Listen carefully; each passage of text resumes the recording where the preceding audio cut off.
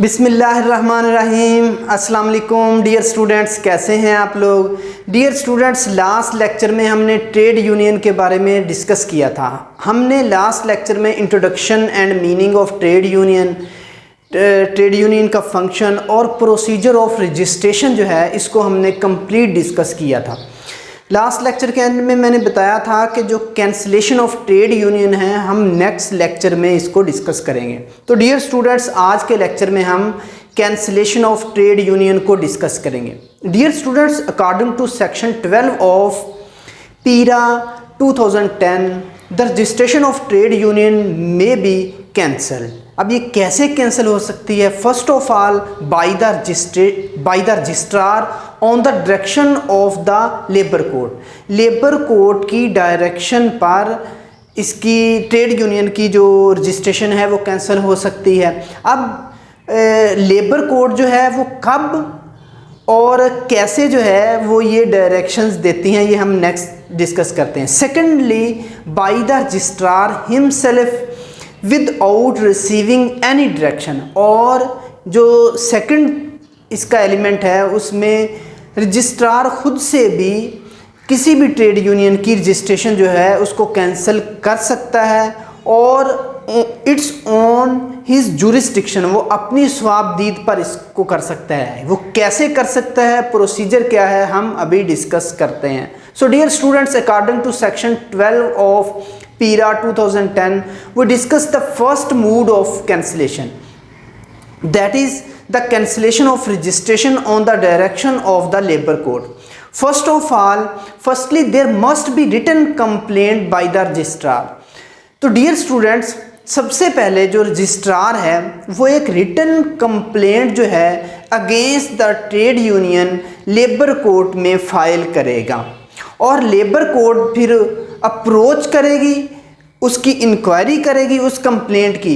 और अगर वो सर्टन सर्कमस्टांसेस जो कंप्लेंट में रजिस्ट्रार ने दर्ज किए हैं वो पाए गए तो फिर इस ग्राउंड पर डियर स्टूडेंट्स जो ट्रेड यूनियन है उसको कैंसिल कर दिया जाएगा। डियर स्टूडेंट्स, इसके बाद contravention of the provisions of PIRA 2010 है। अगर कोई भी trade union Punjab industrial relation act 2010 की प्रोविजंस के खिलाफ रजिस्टर्ड हुई हो या पीरा 2010 की प्रोविजंस के अगेंस्ट काम कर रही हो तो ऐसी ट्रेड यूनियन भी जो है वो कैंसिल हो सकती है और रजिस्ट्रार जो है ऐसी ट्रेड यूनियन के ख़िलाफ़ एक कंप्लेंट जो है वो बनाएगा और फिर लेबर कोर्ट में उसको फाइल करेगा। लेबर कोर्ट डायरेक्शन देगी और रजिस्ट्रार जो है वो ट्रेड यूनियन की रजिस्ट्रेशन जो है उसको कैंसिल कर सकता है। डियर स्टूडेंट्स, इसके बाद contravention of the provisions of its own constitution. मैंने रजिस्ट्रेशन के लास्ट लेक्चर में आपसे डिस्कस किया था कि अगर ट्रेड यूनियन जो है वो अपनी रजिस्ट्रेशन फाइल के साथ अपने कॉन्स्टिट्यूशन की कॉपी जो है वो लफ्ज़ ज़रूर करेगी।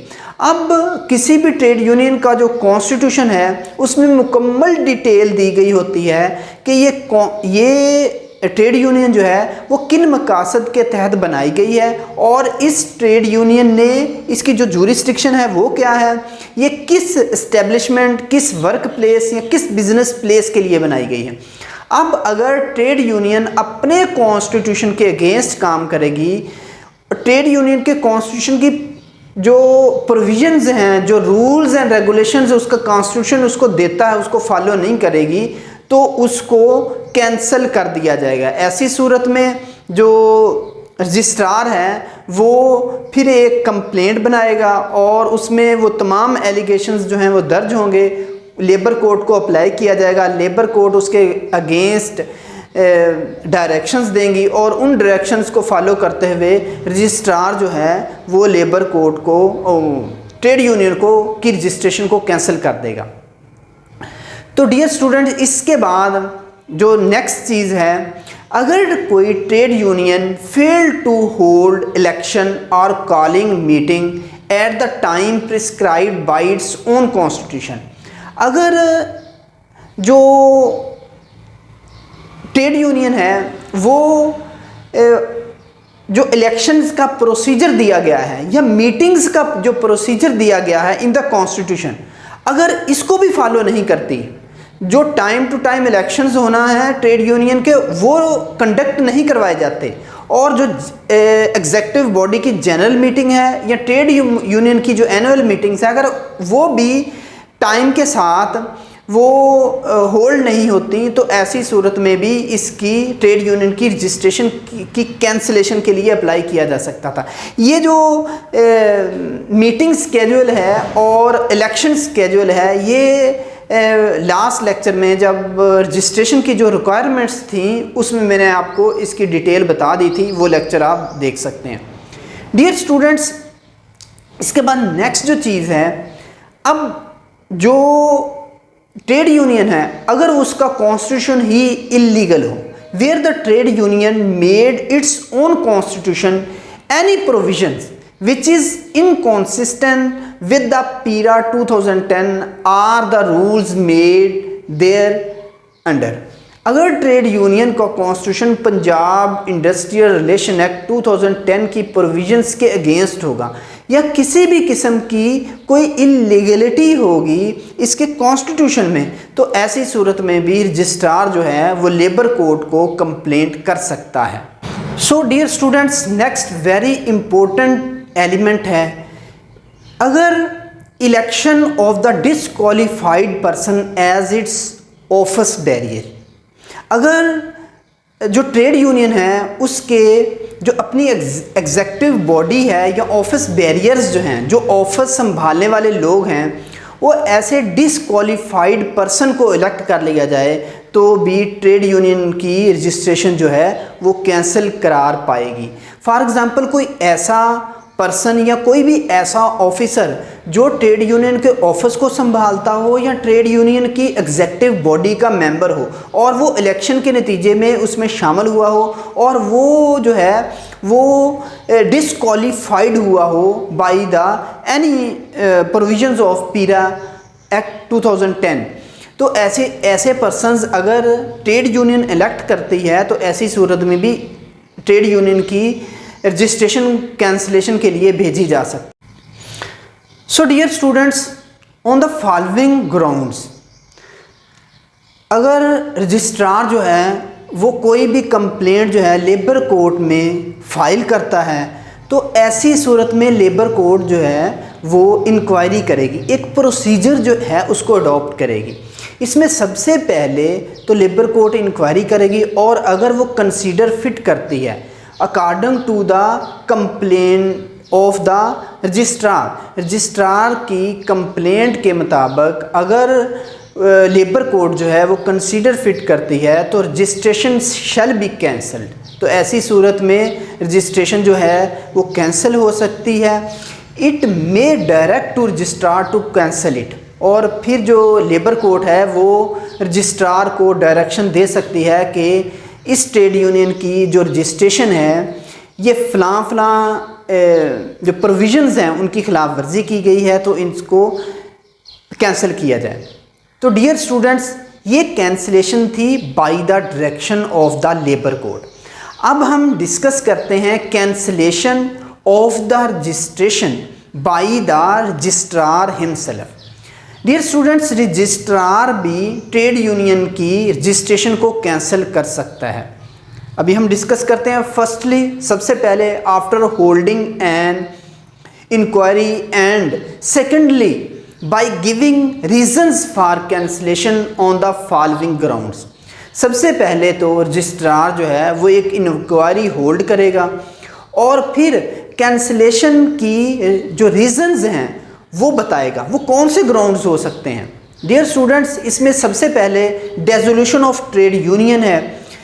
डियर स्टूडेंट्स, यहाँ पर एक बात आपको बताता चलूँ कि अगर ट्रेड यूनियन के कॉन्स्टिट्यूशन में ट्रेड यूनियन की डिसोल्यूशन का प्रोसीजर दिया गया हो, फॉर एग्जांपल कोई ट्रेड यूनियन बनाई जाती है किसी मखसूस वक्त के लिए या किसी वर्क प्लेस के लिए या किसी एस्टेब्लिशमेंट के लिए, तो वो रिलेट करती है उस रेलिवेंट जो बिज़नेस प्लेस है, जो इस्टेब्लिशमेंट है, अगर उसका ख़ात्मा हो जाता है या फिर ट्रेड यूनियन का एक टाइम मुकर्रर था, अगर वो कंप्लीट हो जाता है तो ऐसी सूरत में ट्रेड यूनियन जो है वो डिज़ोल्व हो जाएगी।